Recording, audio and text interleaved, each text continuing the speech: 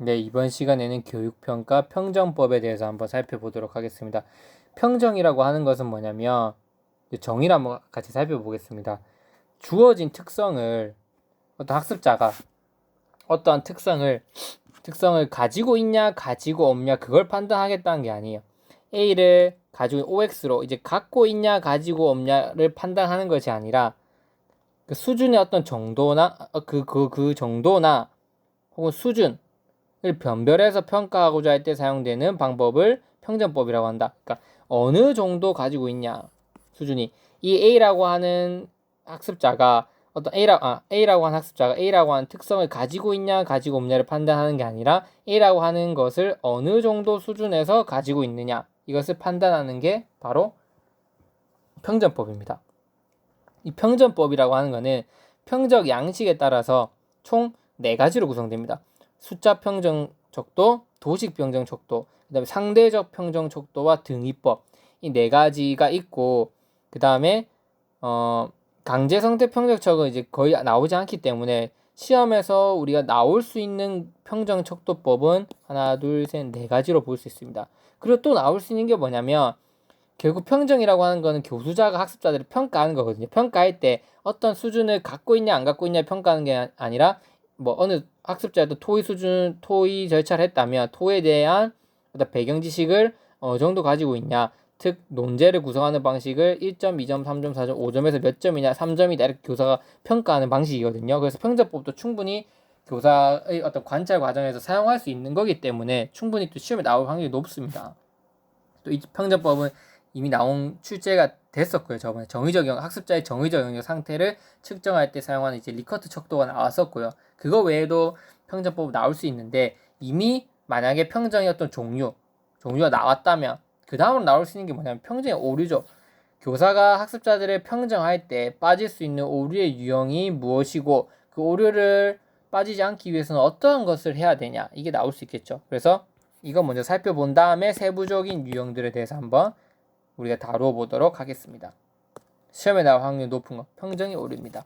평정의 오류는 평정 시 관찰자의 어떤 편향성 때문에 포함될 수 있는 가능한 오류들을 평정의 오류라고 합니다. 교사가 학습자들의 관찰 평가를 할 때 요즘 이제 과정 중심 평가를 워낙 중요시 여기고 있습니다. 학교 현장에서 보면 어떤 수행 평가도 실시할 때 과제물 형식으로 실시를 하지 마라. 어떤 과제를 지양하고 교사가 실제로 수업하는 과정 안에서 수업 현장 안에서 학습자들이 상태를 같이 평가할 수 있는 과정 평가를 제시해라. 그럼 그럴 때 사용할 수 있는 게 평점법이거든요. 평정 지표를 들고 와서 어떤 척도를 내는 거죠. 그래서 야 이거는 학습자 이 반응을 보였으니까 이건 몇 점 이렇게 내는 건데 그럼 교사가 평정 과정에서 발생할 수 있는 오류가 있습니다. 오류가 어떤 오류가 있냐? 첫 번째 인상의 오류가 있다. 인상의 오류는 어떤 특성을 긍정 혹은 부정으로 본다면 그것 이외의 다른 특성도 긍정 혹은 부정으로 보이는 것이다. 예를 들면 학습자가 착해요. 모범적인 학생이니까 모범적인 것과 학습 내용을 잘 아는 건 연관이 없는데 교사가 평가를 할 때, 평정을 할 때 학습자가 착하니까 이것도 학습 결과도 좋을 거라고 생각해서 좋은 점수를 주는 거. 혹은 수학을 할 때 수원을 잘하니까 얘가 수2 어떤 내용도 저게 틀린 게 아닐 거야. 이것도 제가 학습자가 발표하고 있는 내용이 참 좋은 내용일 거야. 이렇게 판단해 버리는 것이 바로 인상의 오류입니다.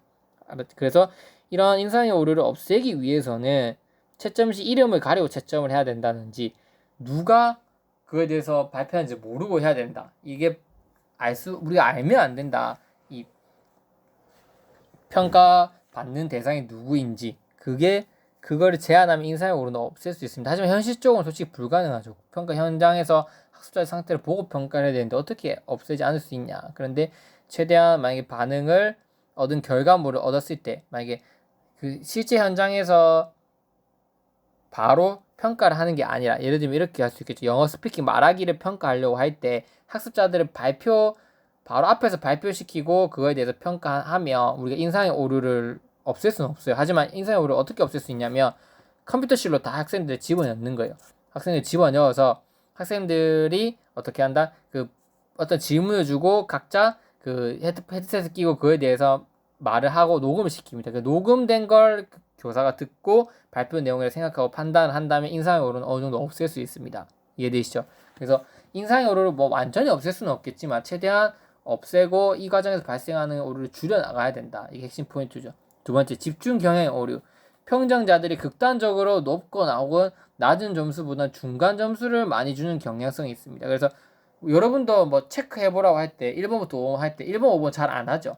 주로 매우 좋음이나 매우 나쁨보다는 그래도 그냥 보통의 체크를 좀 많이 하시거나 아니면 좋음이나 나쁨 이 정도로 하지 매우 좋음, 매우 나쁨 잘 안 하려고 합니다. 사람 그 성향이 그래요. 하지만 우리 그렇게 하면 안 됩니다. 정확하게 판단해야겠죠. 이 집중 경향의 오류를 없애기 위해서는 평가 소양을 위해서 워크숍 활동을 해서 사전에 평가하기 이전에 그 평가자들 교육을 시켜서 그렇게 그 집중 경향 오류를 하면 안 된다. 한쪽으로 평양하지 말고 정확하게 이 부분부터 이 부분까지는 매우 좋음이다. 이 부분부터 이 부분까지 좋음이다. 이런 것들을 사전에 워크숍을 통해서 어떻게 소양을 확보할 수 있도록 우리가 한다면 이런 집중 경향 오류도 제거할 수 있습니다. 세 번째, 대비의 오류. 평정자에게는 있거나 없는 특성이 피평정자에게 있을 때 그것의 능력이 과대 혹은 과소평가될 수 있다. 예를 들면 이렇게 하는 거죠. 내가 몰랐던 내용인데 학습자가 알고 있네. 이 학습자 매우 똑똑해 보이는 겁니다. 그래서 내가 가지고 그 평가자가 없는 내용을 피평가자가 가지고 있다고 해서 그것까지 완전히 원래 측정치보다 더 높게 평가하는 것을 대비 오류라고 합니다. 이래죠. 아니 어떻게 이런 것까지 알고 있지? 내가 몰랐던 건데 하면서 좀 점수를 주는 거. 이게 대비 오류입니다. 표준의 오류는 뭐냐면 여러 명이 평가를 할 때 평정자끼리 채점 표준을 어디에 두는지 따라서 결과가 달라지는 거예요. 그래서 나는 이 학습자의 어떤 이 내용을 평가할 때 표준을 여기 두겠다. 토의 할 때 가장 핵심 포인트 이거라서 여기에 두겠다. 나는 아니다. 그거보다는 이게 더 낫다. 여기에 표준을 두겠다. 이렇게 해버리면 평가를 할 때 표준을 어디 두는지에 따라서 평가 결과가 달라지게 됩니다. 그래서 이걸 해결하기 위해서 사전에 이것도 마찬가지로 워크숍을 통해서 동일한 기준이 동일한 표준을 나올 때까지 연습을 실시합니다. 과대, 과소평정은 평정자들이 자기가 친분이 있는 사람을 지나치게 높게 평정해주고 후자는 자신이 싫어하는 사람들은 지나치게 엄격하게 평정한 것을 과대, 과소평정 오류라 그럽니다. 아시겠죠? 그래서 평정 과정에서 교사는 이러한 오류들을 빠질 수 있다. 교사가 빠질 수 있는 오류의 유형을 서술해봐라. 이렇게 나오면 이 중에서 뭐 여러분들 선택해서 적어주시면 됩니다.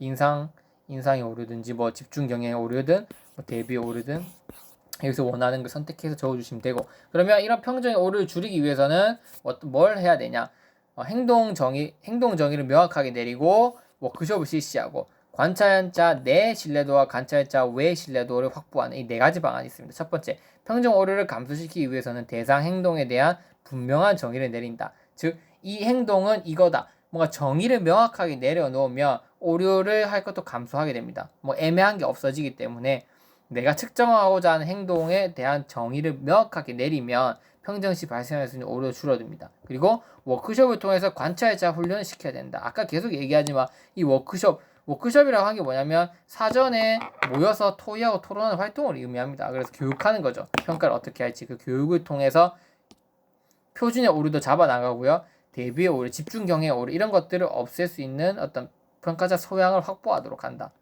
그래서 핵심 포인트는 뭐냐면 워크숍을 통해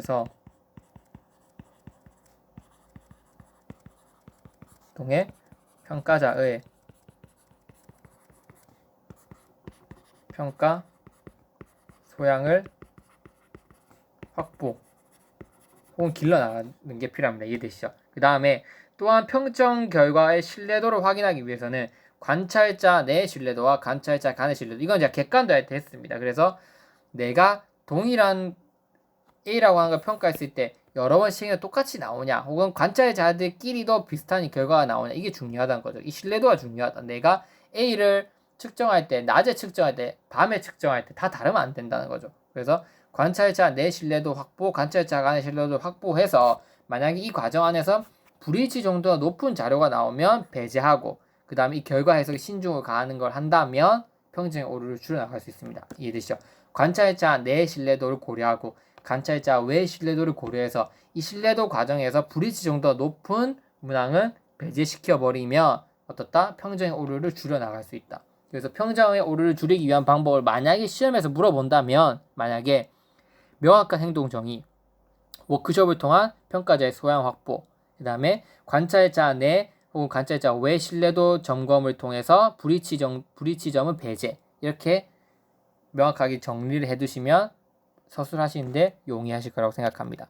일단 끊고 나머지 세부평정법 유형에 대해서 한번 들어가 보도록 하겠습니다.